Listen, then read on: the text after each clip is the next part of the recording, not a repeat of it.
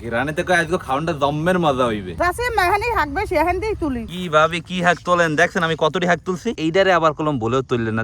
বেটা বিন্নে গেলে কলে হাঁক তুলতে গেছে আমার লই যাবি না, এত ভালোই মজা। আসসালামু আলাইকুম। এবছর চিংড়ি মাছ আর দগরি মাছ দিয়ে কলের হাঁক খাওয়া হয়েছে, কিন্তু ডিম দিয়ে কলের হাঁক বাজিতে খাওয়া হয় নাই। তো চিন্তা করছি আজকে আমরা ডিম দিয়ে কলের হাঁক বাজিতে খামো। এর পারে আম্মু আর ভাবি আইছে কলের হাঁক তুলতে। তো লন কলের হাঁক তুলতে যাওন যাও। আম্মু আজ কলের হাঁক তুলবা কে আর খাই দেয়? তোর আলম ভাই খেত দে। হ্যাঁ আলম ভাই কিছু কইবে না? তোর আলম ভাই হাতে কইছে সাথী আমরা হাত তুললেন খেতে কোনে। ও এই যে দেখতেছেন এই ক্ষেতটা হইছে আলম ভাই। রাসে মাহানি হাঁকবে সেখান দিয়েই তুলি। ঠিক আছে এখান দিয়েই তুলি। এতদিন খাইছি বাড়ির কলের হাঁক আর আজকে খামু কোলার কলের হাঁক। আম্মু এরা কলের হাঁক তুলতেছে, আমি ফাও খারাই থাকবো, আমি একটু তুললে আগে সাহায্য করি। কলের হাঁক তোলায় আমি একদম পারদর্শী না। কি ভাবে কি হাঁক তোলেন দেখছেন আমি কতটি হাঁক তুলছি। তোমার সামনে আমি বেশি তুলছি এইটা।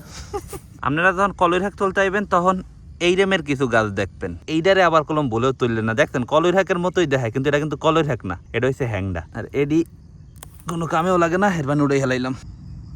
তো আমরা আজকে এই পরিমাণ কলের হাঁক তুলছি, আর লাগবে না। কি কো আম্মু? হ্যাঁ আর লাগবে না বাবা। চলো বাড়তে যাই। আজকে কলের হাঁক ভাবি পলবে, কারণ ভাবি হয়েছে যাই কলের হাঁক পলার ওস্তাদ। ভাবি পলা শুরু করেন।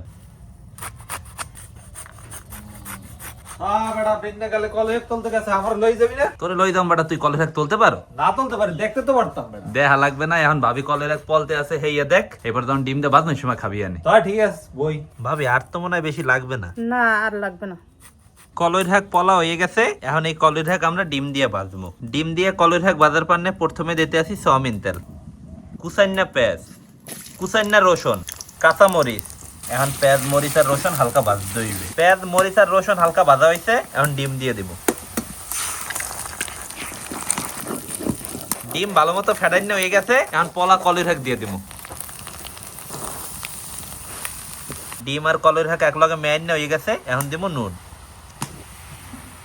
কে রল ভাইয়া, হ্যাঁ ডিম দা কলের হাঁক বাজা খাবি নি একটু? হ্যাঁ খাইতে হবে, মুই বেটা কোনো সময় খাই নাই। যা আজকে খাবি নেই। হ্যাঁ। কলের হাঁকও হালকা ভাজা হয়ে গেছে, এখন দেবো টালা মরিচের গুঁড়ি, কুচাইন না ধনিয়া পাতা। এখন সবকিছু আবার একলগে মেয়াইতে হইবে। আম্মু অনেকক্ষণ তো হয়ে গেছে, এখন তো আমার কিছু হয় নাই। ওই গেছে আর উঠুম বেটা। আচ্ছা ওটাই হলো। ডিম দা কলের হাঁক ভাজা। ঘিরানিতে কই আজকে খাওয়ানটা জম্মের মজা হইবে। রয়্যাল ভাইয়া জীবনে প্রথমবারের মতো ডিম দা কলের হাঁক ভাজা খাবি, বারসাই আর লাভ কি বাইরে দে।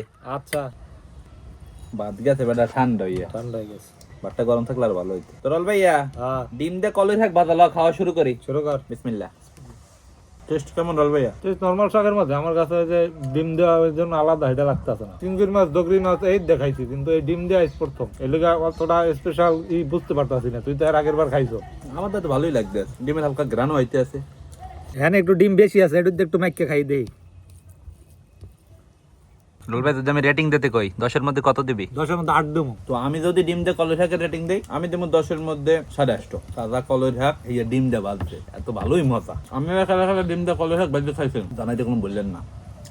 তো আশা করতেছি আজকে আমাকে এই ডিম দিয়ে কলের হাঁক বাজার ভিডিওটা আপনাকে সবাই ভালো লাগবে। সবাই ভালো থাকেন, আসসালামু আলাইকুম।